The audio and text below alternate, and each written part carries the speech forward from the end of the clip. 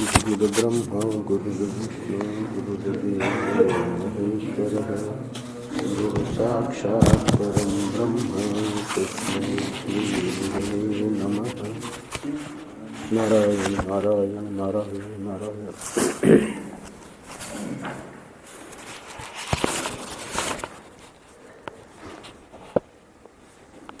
26 और 27 जनवरी ये दो पृष्ठ कल पूरे हुए। परसों 26 का किया था, कल 27 का, आज 28 जनवरी है। इन दो पृष्ठों में महाराज ने जो क्रम बताया है, धर्मनिष्ठा, भक्ति निष्ठा, योग निष्ठा और ज्ञान निष्ठा। निष्ठा का अर्थ होता है कि उसमें स्थित होना, धर्म में स्थित होना, धर्मनिष्ठा, नितराम स्थिति निष्ठा। तो जब साधना हम करते हैं तो महाराज ने बताया कि जो हम अपने को देह मान रहे हैं, तो ये धर्मनिष्ठा क्या करती है कि देहावेश, देह का आवेश, यानी मैं देह हूँ, इसको देहाभिमान भी कहते हैं,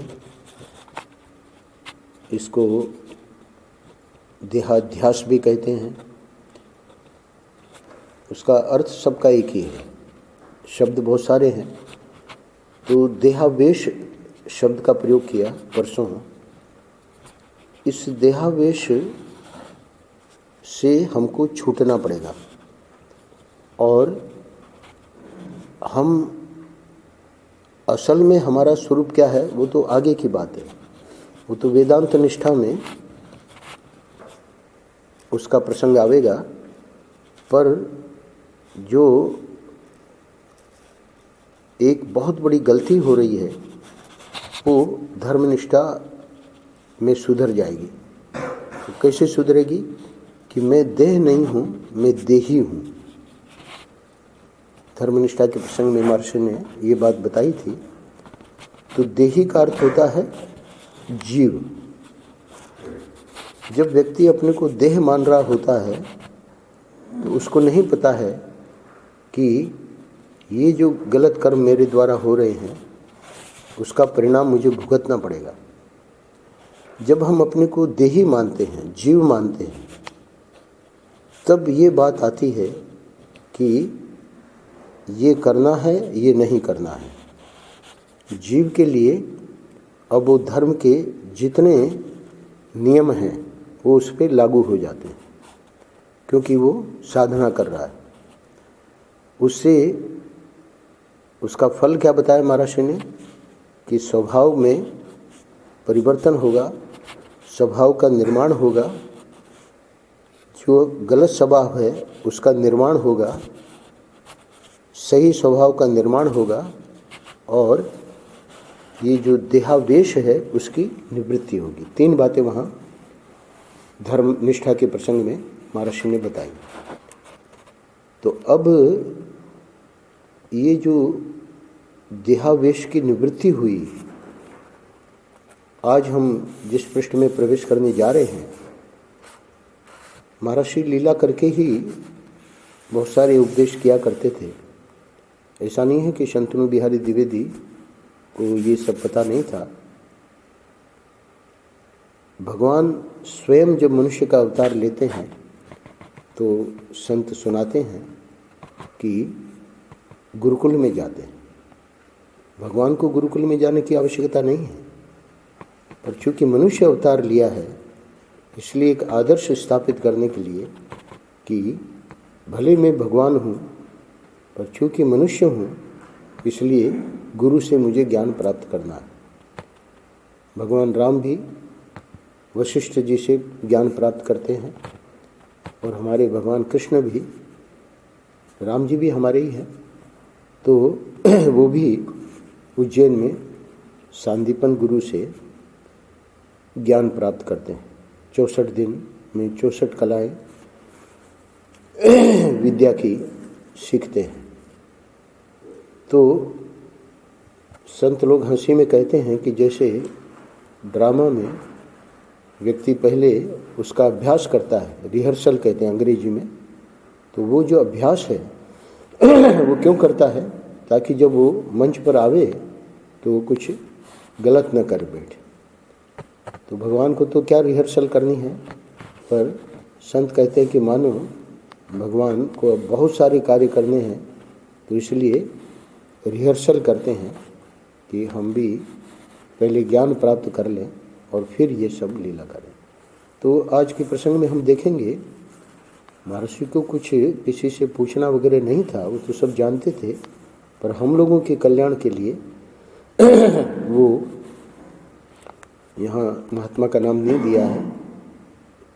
भिक्षु शंकरानंद जी से प्रश्न करेंगे कि आप लोग जब कहते हो कि हम देह नहीं हैं, तो हमको तो वो पेशावरी व्यक्ति ने जब लाते लगाई, गालियाँ दी, तो बड़ा दुख हुआ। तो अगर हम देह नहीं हैं तो दुख नहीं होना चाहिए। तो भिक्षु शंकरानंद जी ने जो उत्तर दिया, मैं इसलिए सुना रहा हूँ कि आप लोग दूसरी आवृत्ति कर रहे हैं, इसलिए ये सब घटनाएं आपको याद आ जाएंगी। तो महात्मा जी ने उत्तर दिया कि तुम उस समय ऐसी जगह पर बैठे थे कि तुम्हारा अपमान होना ही स्वाभाविक था। यानी जब तक हम देह में बैठे हैं तो ये अपमान, सम्मान, ये सब बातें रहेंगी, पर देही जो है, देहावेश की निवृत्ति हो जाती है धर्मनिष्ठा में। तो महर्षि का नहीं देखना है कि उनके साथ क्या हुआ, अपना देखना है कि जो हम अपमान, छोटी छोटी बातों में अपने को अपमानित महसूस करते हैं, तो उसमें कारण क्या है कि कोई साधना हमारी नहीं है। 6 जनवरी को अपमान प्रसाद का जनक एक पृष्ठ हम कर चुके हैं, मुझे लगता है शर्मा जी बाद में आए थे 6 जनवरी के। तो कल हमको वहाँ आनंद वृंदावन में वो जो धनका जी के भंजे आते हैं, सरोज आज भी आएंगे, उन्होंने कहा कि ये 6 जनवरी का पृष्ठ महाराज, वहाँ ये लोग आए थे क्योंकि उनके मित्र भी वो सुनील और वो लोग वहाँ बुला लिया था हमने, क्योंकि हमको यहाँ नहीं आना था। तो उन्होंने कहा कि 6 जनवरी का पृष्ठ हमको बिल्कुल समझ में नहीं आया। तो यहाँ पर भी यही बात है जो आज हम 28 जनवरी में पढ़ेंगे। तो हमने इसको समझाने के लिए वो 28 जनवरी का पृष्ठ तो नहीं पढ़ा, पर वो दृष्टांत दिया कि कैसे वो पेशावरी महर्षि को, महर्षि उनके क्योंकि जगह थी नहीं ट्रेन में, और वहाँ उसके पाँव के उधर थोड़ी सी जगह थी, वहाँ बैठ गए। तो लाते लगाता रहा, गालियाँ देता रहा, और फिर जब महर्षि नहीं उठे, यानी पंडित शंतनु बिहारी द्विवेदी नहीं उठे, तो कहा कि लगता है कोई गांधी जी का बच्चा है, यानी उसका व्यंगात्मक कहा। तो यहाँ पर भी प्रश्न किया है कि भगवान, कई बार अपमान का बड़ा कटु अनुभव होता है, लोग तरह तरह से अपमान कर देते हैं, क्या करूं 6 जनवरी में। तो गुरुदेव ने जो बात बताई है, तो इसको इसलिए समझना मुश्किल है कि 26 जनवरी, 28 जनवरी ये पृष्ठ इसमें बहुत सहयोगी है। जब तुम्हें अपमान का अनुभव होता है, तब तुम ऐसी भूमि में उतर आए रहते हो जहाँ अपमान तुम्हारा स्पर्श कर सकता है। यानी जब तक हम अपने को देह मानेंगे, देह का अर्थ है ये जो हम अपने को स्थूल सूक्ष्म शरीर वाला, इसी में मैं करके मान रहे हैं गोविंदानंद, तुम ऐसी भूमि में, ऐसी स्थिति में रहा करो जहाँ अपमान की पहुँच ही नहीं है। तब फिर उसने विचार किया कि मैं कौन सी भूमि में था। तो आगे 3 बातें उसको, शिष्य को पता लगी कि मैं उस समय सम्मान या और किसी कामना के पास में बद्ध रहता हूँ। उस समय मेरा निवास स्थान काम होता है, राम नहीं। मैं उस समय शरीर, मन और बुद्धि, इनके अभिमान में मत्त रहता हूँ या इनके विलासों में भूला रहता हूँ। मैं अपने भगवान को भूलकर, आत्मा को भूलकर अहंकार या ममकार के अधीन रहता हूँ। तो जितनी गलतियाँ हैं वो उसको गुरु के कहने से समझ में आई। फिर जाके उसने गुरु को बताया, है ना, क्योंकि उसको ये समझ में आई कि अपना अपमान स्वयं मैं ही करता हूँ। जब मैं अपने को हूँ तो मैं जीव और अपने को देह मान रहा हूँ, तो देह का तो अपमान होगा ही होगा।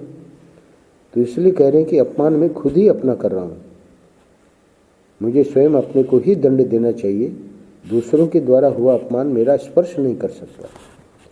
तो शिष्य ने जाके गुरु को कहा कि ठीक है गुरुदेव, यानी आपने ये जो शिक्षा दी, तो गुरु ने तो और गजब की बात बताई। जब शिष्य ने ये अपना निर्णय दिया कि अपमान मेरा स्पर्श नहीं करता, बोले इतना ही नहीं, अपमान तो तुम्हारी आत्म ज्योति को जागृत करने वाला है। यानी जब भी अपमान के प्रसंग आते हैं तो जो साधक है वो प्रसन्न हो जाता है। कैसे? तुम्हारी स्मृति को नष्ट करके स्मृति को ताजी बनाने वाला है। अपमान क्षोभ का नहीं, प्रसाद का जनक है। अपमान से हम लोग दुखी हो जाते हैं, पर यहाँ इस पृष्ठ में बता रहे हैं महाराज श्री कि अपमान तो प्रसन्नता का जनक है। यानी जब अपमान हुए तो साधक लोग प्रसन्न हो जाते हैं। महाराज श्री कहते हैं कि एक व्यक्ति बाजार में जाके, वो थोड़ा महात्मा टाइप था, तो लोग मेरा अपमान करे, गाली दे, उसके लिए जाके चूड़ियों की दुकान में ऐसे दृष्टांत दिया, चूड़ियों की दुकान में जाके चूड़ियाँ तोड़ देता था। स्वाभाविक है, चूड़ियाँ तोड़ दी कांच की, तो वो जो है दुकानदार डंडा मारेगा, है ना, अपमान करेगा। तो क्यों करता था कि लोग मेरा अपमान करें तो मैं सह सकता हूँ कि नहीं। तो खैर ऐसा करने की ज़रूरत नहीं है, पर ऐसे ऐसे भी साधक हुए हैं। तो अपमान तो प्रसाद का जनक है, प्रसन्नता होनी चाहिए साधक को। अपमान होते ही प्रसन्नता से खिल उठना चाहिए। कैसे? इसका रहस्य बता रहे हैं। भक्त या साधक क्या भावना करता है? मेरी स्मृति ताजी करने के लिए साक्षात भगवान के दूत नहीं, दूत कोमा, पहले तो भाव आता है कि भगवान के दूत ही आए। वो अपमान जिसने किया, फिर बाद में ध्यान में आता है कि परमात्मा के सिवाय कोई दूसरा है ही नहीं, तो भगवान के दूत क्यों?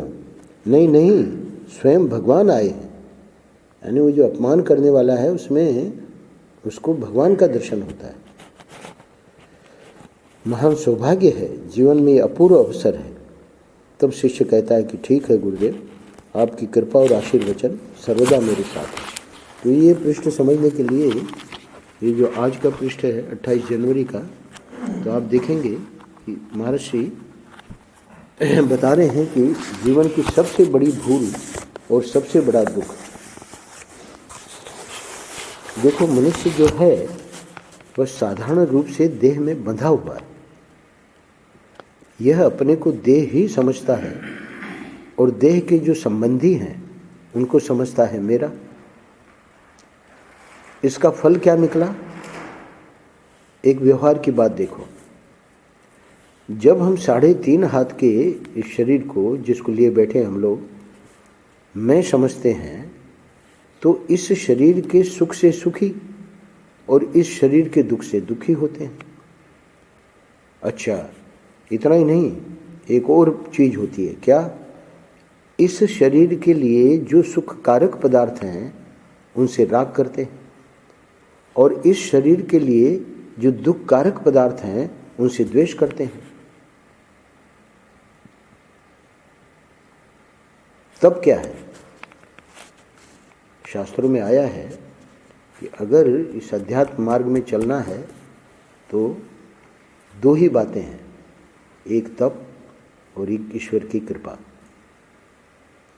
तप के अंतर्गत जितनी साधन है, धर्मनिष्ठा, भक्ति निष्ठा, योग निष्ठा, ज्ञान निष्ठा, सब तप में आ जाता है। तप है क्या? तप की परिभाषा क्या है? तप की परिभाषा है जानबूझकर अपने को कष्ट देना। सब सुविधा है, सब खा पी सकते हैं, सब प्रकार की, है ना,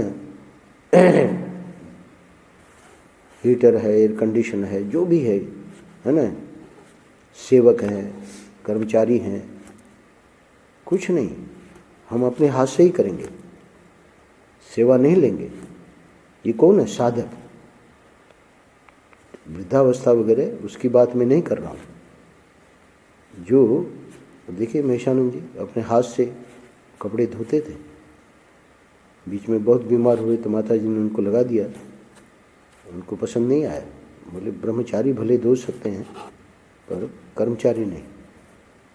पर जैसे ही थोड़ा स्वस्थ हुए फिर अपने हाथ से।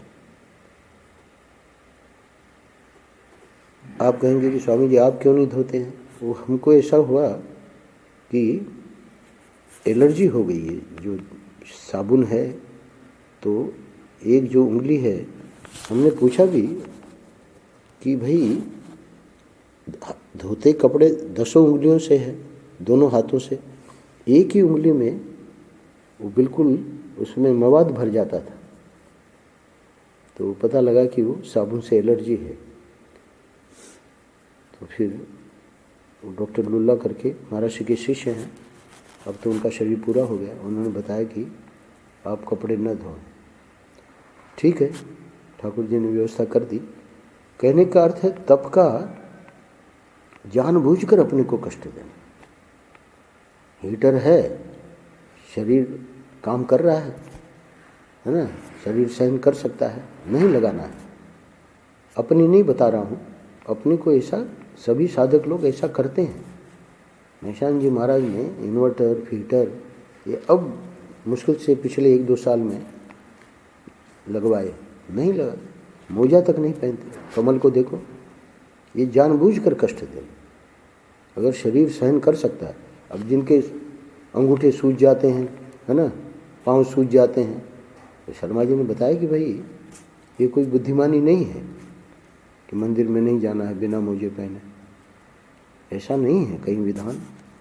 धर्म सम्राट करपात्री जी महाराज ने दंड दिया जज स्वामी को, तो बताया वहाँ सीले कपड़े पहन ही नहीं सकते। ठीक है, तुम मोजा पहन सकते हो, है ना। अपवाद करना पड़ता है, उसको आपद धर्म कहते हैं। आपद धर्म की मैं चर्चा नहीं कर रहा हूँ, तप क्या है उसकी परिभाषा कर रहा हूँ। तप का अर्थ है कि अपने को कसना है।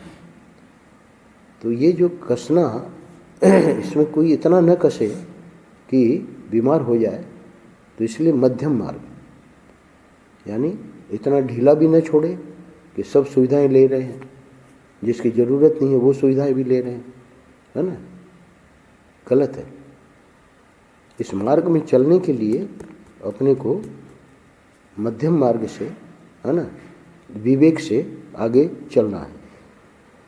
तो यहाँ कह रहे हैं कि अब होता क्या है कि जब हम अपने को शरीर समझते हैं तो ये सिर्फ शरीर के सुख से सुखी, शरीर के दुख से दुखी, ये तो सामान्य बात है। पर इसका परिणाम और गलत होता है। क्या?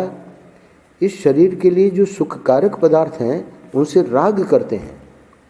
वो जब राग करेंगे, है ना, वो जब स्वभाव पड़ जाएगा, आदत पड़ जाएगी, तो फिर उसके बिना नहीं रह सकते।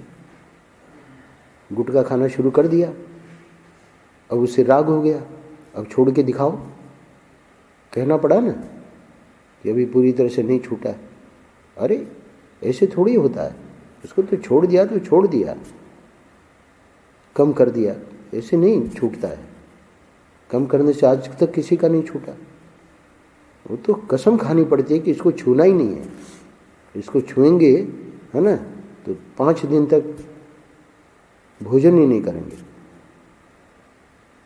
1 दिन नहीं, 5 दिन नानी याद आ जाएगी, है ना। तो ये जो तप है ये कोई सामान्य बात नहीं है। हम लोगों को लगता है कि बेचारे विवश हैं इसलिए तप कर रहे हैं। गांधी जी के लिए तो लोगों ने एक ऐसा वाक्य निकाल दिया कि मजबूरी का नाम गांधी है। अरे मजबूरी का नाम गांधी थोड़ी है। गांधी जी चाहते तो सब सुविधा ले सकते थे, है ना। उन्होंने तप किया। किसी के साथ महात्मा नाम लगा है? अरे हम लोग जो ये कपड़े पहने हैं उनको लोग महात्मा नहीं गिनते। क्यों? क्योंकि वो तप कहाँ है, वो बलिदान कहाँ है। देश के लिए देखिए क्या नहीं किया, अपने जीवन को झोंक दिया। 80 साल से भारत की स्वतंत्रता के लिए कितने बलिदान हुए, पर सफलता कब मिली? जब गांधी जी आए। पूरा श्रेय गांधी जी को क्यों मिला? दे दी हमें आज़ादी बिना खड़ग बिना ढाल, साबरमती के संत तूने कर दिया कमाल। क्या गजब है! अहिंसा से, सत्य का आग्रह, सत्याग्रह से हम आज़ादी लेके रहेंगे। कोई सामान्य महापुरुष थे। महात्मा शब्द क्यों लगा? उनका जीवन देखिए, उनका जीवन पढ़िए। लोगों को वो क्या गलतियां उन्होंने की वो झट से ध्यान जाएगा कि उन्होंने वो नहीं होने दिया, उन्होंने वो कर दिया, उन्होंने मुसलमानों के लिए ये कर दिया। ठीक है, गलती तो सबसे होती है। महाभारत देखिए उठा के, बड़े बड़े वहाँ भीष्म पितामह बैठे हैं, है ना, सभा में द्रौपदी का घसीटा जा रहा है, परिवार की पुत्र वधू को घसीटा जा रहा है। संत लोग क्या बताते हैं? संत लोग बताते हैं कि अगर कोई भी उसमें रोकता या बीच में आता तो ये भगवान का जो वस्त्रावतार हुआ वो संभव ही नहीं था कि घटना रुक जाती। तो वस्त्रावतार भगवान का होना था, इसलिए बड़े बड़े ठाकुर जी ने उनको सबको चुप करवा दिया। कोई नहीं बोल रहा है, सब मुंह लटकाए बैठे। सीरियल आपने देखी होगी, तो हर एक के पीछे कोई न कोई रहस्य होता है। उस रहस्य पे दृष्टि नहीं जाती। हमारी दृष्टि जाती है उसने क्या दोष, उसने गलती क्या की। अरे महाराज जी कहा करते थे कि दोष या गलती देखनी हो तो अपनी देखो ना। हमारे में दुनिया भर के दोष और गलतियां भरे पड़े। सामने वाले को तो देखो तो सही कि उसने क्या कार्य किए। विश्व में ब्रह्मा जी ने दोष और गुण में ही सृष्टि को बनाया है। तो इसलिए यहाँ महर्षि कह रहे हैं कि क्या होगा कि सुख कारक पदार्थ हैं उनसे राग हो जाएगा, और राग हो गया गए काम से। और इससे भी और भयंकर क्या है, इस शरीर के लिए जो दुख कारक पदार्थ हैं उनसे द्वेष हो जाएगा। और इसी द्वेष के कारण व्यक्ति जलता रहता है, अंदर जलन रहती है। ठाकुर जी आ ही नहीं सकते, क्योंकि ठाकुर जी तो ठंडक में ही पहुँचेंगे। ब्रह्मा जी कमल पे रहते हैं, कई बार मैंने सुना है महाराज जी की बात। भगवान विष्णु शेष शैया पे रहते हैं। हमारे शिव जी देखिए इतनी ठंड में, है ना। अरे कैलाश में रहने वाले शिव जी को ये क्या है, ये तो 8 डिग्री है, वहाँ तो माइनस। तो शिव जी हमारे कैलाश में रहते हैं। उनको ये जलन जो हमारे हृदय में है, व्यक्ति सोचे कि इस जलन में परमात्मा हमारे हृदय में आ जाएंगे, प्रकट हो जाएंगे, असंभव है। तो ये क्यों हो रहा है? ये इसके कारण। पहले तो हम ये गलती कर रहे हैं कि अपने को शरीर मान रहे हैं, फिर शरीर मानने से ये सुख दुख शरीर को लेकर हो रहे हैं, फिर राग द्वेष शरीर को लेकर हो रहे हैं। अब अगले वाक्य में महाराज जी कह रहे हैं कि हमने अपने को एक सीमा में बांध दिया। अब बोले भाई इतना मैं हूँ और मेरे सिवाय और सब दूसरा है ना। तो जब हमने अपने को शरीर समझा तब दूसरे भी हमको शरीर समझते हैं, और संसार के सुख दुख इसी बात पर आते हैं। तो आज का शीर्षक है, आज के पृष्ठ का, जीवन की सबसे बड़ी भूल और सबसे बड़ा दुख। अब इसी को एक अपने स्वयं के दृष्टांत से महर्षि समझाने जा रहे हैं। एक बार मैं रेलगाड़ी से यात्रा कर रहा था। बरेली से हरिद्वार जा रहा था। रात्रि का समय था। एक पेशावरी उस डिब्बे में सो रहा था। मैंने सोचा कि यह पांव फैलाकर सो रहा है तो मैं इसके पांव के पास बैठ जाऊं तो कोई हर्ज नहीं है। बल्कि प्राय तो लोग प्रसन्न होते हैं कि चलो भाई, है ना, ये बैठ गई, हम तो सोए हैं, ये बैठ गया, इसकी भी यात्रा हो जाएगी। पर वो थोड़ा विचित्र था। तो अब बैठ गया तो वह बड़ा नाराज हुआ। नाराज होकर गाली भी देने लगा और पांव से मारने भी लगा। महाराज कह रहे हैं कि मैं चुपचाप बैठा रहा। दुख तो मन में होता था, पर मैं जब बहुत देर तक नहीं बोला तो वह कहने लगा कि यह तो कोई गांधी का चेला मालूम पड़ता है। स्टेशन आई, महाराज की तो यात्रा बरेली से हरिद्वार तक थी।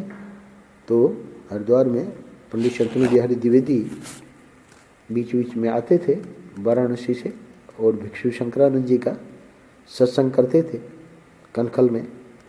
तो हरिद्वार में उतर गए महाराष्ट्र। मन में दुख तो बड़ा था, वो घटना जो हुई उसका दुख तो था ही। एक महात्मा से मिलने गया और उनसे मैंने कहा, अब ध्यान से सुनिएगा, कि महाराज आप लोग तो समझाते हो कि देह नहीं हो, देह नहीं हो, और इधर देह का कोई तिरस्कार करता है, कोई गाली देता है तो बड़ा दुख होता है। यह क्या बात है, आप इसका रहस्य समझाइए। अगर हम देह नहीं हैं तो गाली दे या तिरस्कार करे उससे दुख नहीं होना चाहिए। तो क्या जवाब दिया उन्होंने? कहा कि भैया जिस समय तिरस्कार होता है उस समय तुम ऐसी जगह पर बैठे रहते हो जहां बैठने पर तिरस्कार होना ही चाहिए। जब जब तुम्हें अपमान का अनुभव होता है तब तब तुम्हारी बैठक ऐसी जगह पर रहती है जहां तुम अपमान के पात्र रहते हो। मैंने पूछा कि महाराज यह कैसे, ये जो बैठक वाली बात आपने कही इसको जरा समझाइए। समझाया तो उन्होंने कहा कि अच्छा एक बात बताओ, जहां कूड़ा फेंका जाता है वहां जाकर कोई आदमी बैठ जाए, या जहां गंदा पानी बहाया जाता है उस नाली में जाकर कोई आदमी लेट जाए और उस पर, यानी जो नाली में लेटा है उस पर कोई एक बाल्टी गंदा पानी और डाल दे, या वो जो कूड़े पे बैठा है जो पहला दृष्टांत दिया है ना, उस पर एक कचरे की टोकरी और उसके ऊपर उड़ेल दे, तो वहाँ बैठने वाले का दोष है, उड़ेलने वाले का दोष नहीं है ना। लेटने वाले का दोष है, वो जो गंदा पानी जिसने डाला उसका दोष नहीं है। सीधी बात है, बहुत सरल करके समझा दिया। तो वो तो दृष्टांत है, दाष्टांत में जो समझाना चाह रहे हैं अब उसमें घटा रहे हैं। तो महात्मा बोले कि तुम जब हड्डी मांस चाम विष्ठा मूत्र की यह पुड़िया है, इसको जब मैं और मेरा करके बैठते हो तो तुम कौन से पूज्य स्थान में बैठते हो? हड्डी मांस चाम विष्ठा मूत्र पीप ये सब क्या चीज है? गंदी जगह है ना, ये सब कूड़ा है। वह इसी पर तो फेंका, उसने जो अपमान किया वो किसका किया? शरीर का किया।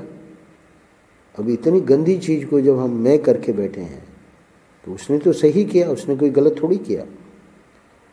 तुम अपमान की जगह पर बैठे हुए हो, इसलिए तुम्हारा अपमान होता है। महात्मा ने कहा कि न केवल वह उचित तिरस्कार करता है, देखिए तिरस्कार के साथ उचित शब्द लगाया, क्यों?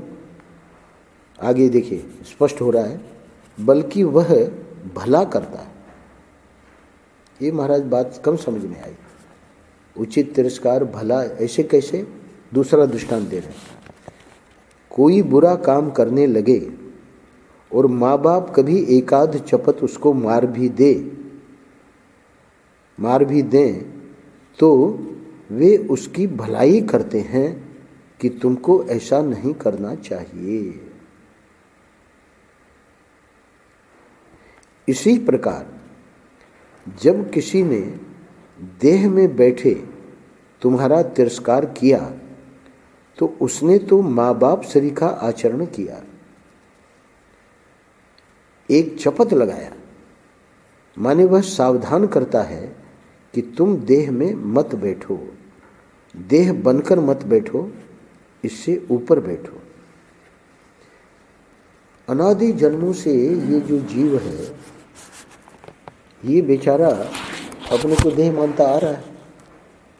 अब ये ठाकुर जी ने कृपा करके हमको मनुष्य जन्म दिया, पूर्व में रहे होंगे मनुष्य, पर हम लोगों को स्मरण नहीं है। राजा भरत को स्मृति थी, वो बात अलग है, पर सबको कहाँ स्मरण। हमको भी भले स्वप्न आया, पर वो तो ओंकारानंद जी ने बताया कि वो स्वप्न दिखा रहा है कि तुम अपने पूर्व जन्म में महात्मा थे। तो यहाँ जो हम अनादि जन्मों से अपने को देह मानते आ रहे हैं, तो इस जन्म में भी ये जो अपने को देह मानना है, ये स्वाभाविक है। इसके लिए कोई साधना थोड़ी करनी पड़ती है, इसके लिए कोई प्रयास थोड़ी करना पड़ता है। पर अब जब अध्यात्म से अपने को जोड़ा, या तो जोड़ते नहीं तो अपना जैसे जी रहे हैं, पूरे संसार में जैसे लोग रह रहे हैं वैसे हम लोग भी रह लेते। पर अब जब पता लगा कि सुखी और शांति, सुख और शांति, असली सुख और शांति का रहस्य क्या है और उसके लिए क्या करना है, तो अब व्यक्ति कैसे वो दुखी रहेगा। जब उसको सत्संग में पता लगने लगा कि ये तरीका है और हमारी गलतियां क्या हैं। इसीलिए देखिए क्या कह रहे हैं, जीवन की सबसे बड़ी भूल और सबसे बड़ा दुख अविद्या, अज्ञान है। तो हम सच्चित आनंद यानी ज्ञान स्वरूप है हमारा असली स्वरूप, पर हम महामूर्ख अध्यात्म दृष्टि से भले हम कितने ही विद्वान क्यों न हो, पर अगर हम इस प्रकार अपमानित हो रहे हैं, दुखी हो रहे हैं, रागी द्वेषी हैं, तो अध्यात्म की दृष्टि से, संतों की दृष्टि से हमारे जैसा मूर्ख कोई नहीं है। क्यों महाराज, संसार के लोग मूर्ख हैं, हम क्यों मूर्ख हैं? हम इसलिए मूर्ख हैं कि हम सत्संग करते हैं और सत्संग करने के बाद भी गुटखा खाते हैं, सत्संग करने के बाद भी हमसे अपनी बुरी आदतें नहीं छूट रही। इसलिए महामूर्ख का टाइटल, मूर्ख नहीं महामूर्ख। मूर्ख तब तक थे जब तक सत्संग नहीं था और हम गलतियां करते थे, और सत्संग के बाद, ठाकुर जी के मंदिर से जुड़े होने के बाद, संतों से जुड़े होने के बाद, उसके बाद हम ये जो काम, क्रोध, लोभ, मोह, मद, मात्सर्य जैसे थे वैसे ही के वैसे ही बने हुए हैं, बल्कि और ज़्यादा अभिमान हो गया है ना, कि हम सत्संगी हैं। इसलिए महाराज ने कहा कि भक्ति आई, धर्म आया, पर एक और असुर ने अपने को उस ऊंचे सिंहासन पे बैठा लिया, सम्मान का भोक्ता बना लिया। ये तो सब साले मूर्ख है ना, अज्ञानी है। मैं तो सत्संग करता हूँ, मैं तो ज्ञानी हूँ। अरे तुम काहे के ज्ञानी हो? तुम्हारी तो कोई 2 कौड़ी का मूल्य नहीं है। तुम सत्संग करते हो, तुम्हारे में दुनिया भर के ये सब है ना, ये विकार जो हैं, ये जो गलतियाँ हैं, ये गलत आदतें जो हैं, तो इनको अपने जीवन से विदा करना होगा। तब हम संसार के सामने अपने को आदर्श के रूप में प्रस्तुत कर सकते हैं। सिर्फ प्रवचन कर दिया, पढ़ के सुना दिया है ना, ये तो कोई भी कर लेगा, कोई भी पंडित कर लेगा। ये साधुता नहीं है, ये महात्मापना नहीं है। साधुता और महात्मापना तो तब से आएगा, वो तब बता रहे हैं आज के पृष्ठ में कि जीवन की सबसे बड़ी भूल और सबसे बड़ा दुख। साधुता और महात्मा का मतलब ये वेशधारी नहीं, सदगृहस्थ, एक से एक बढ़ के। हमारे कृपा विलास के स्वामी सत्यानंद जी महाराज कहा करते थे कि हमने वेश में ऐसे महात्मा नहीं देखे, वेशधारियों में ऐसे महात्मा नहीं देखे जैसे गृहस्थों में देखे। वो स्पष्ट कहते थे, 2 टूक कहते थे।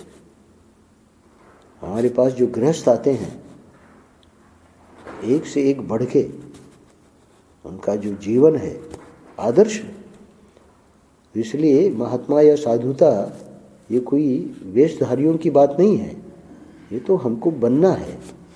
इसलिए परम पूज्य महाराज जी आज के पृष्ठ में हम लोगों को ये बता रहे हैं कि अनादि जन्मों से ये जो स्वभाव पड़ा हुआ है, तो वो तो बहुत सरल है। स्वामी राम सुखदास जी कहते हैं कि तमस और रजस यही जीवन तो हम जीते आए हैं।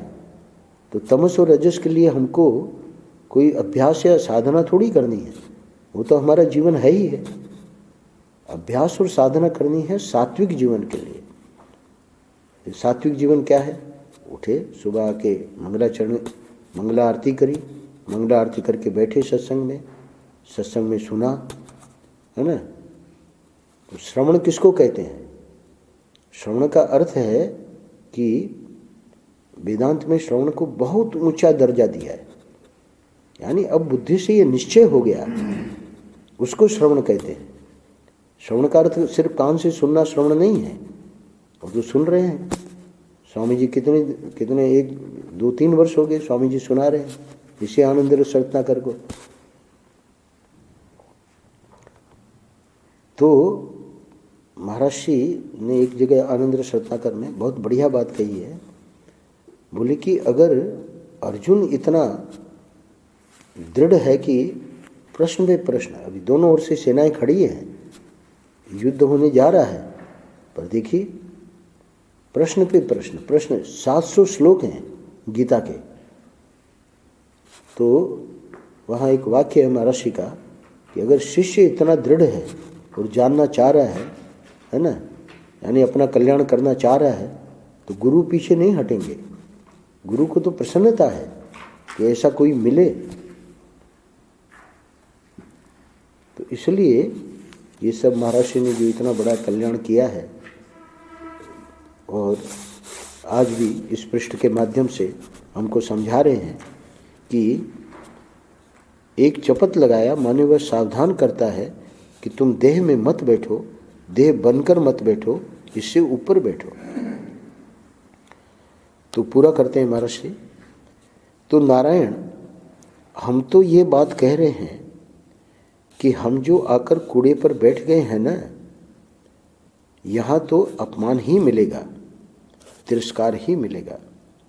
देह में मैं कर लिया, यही तो हमारे जीवन की सबसे बड़ी भूल और सबसे बड़ा दुख है।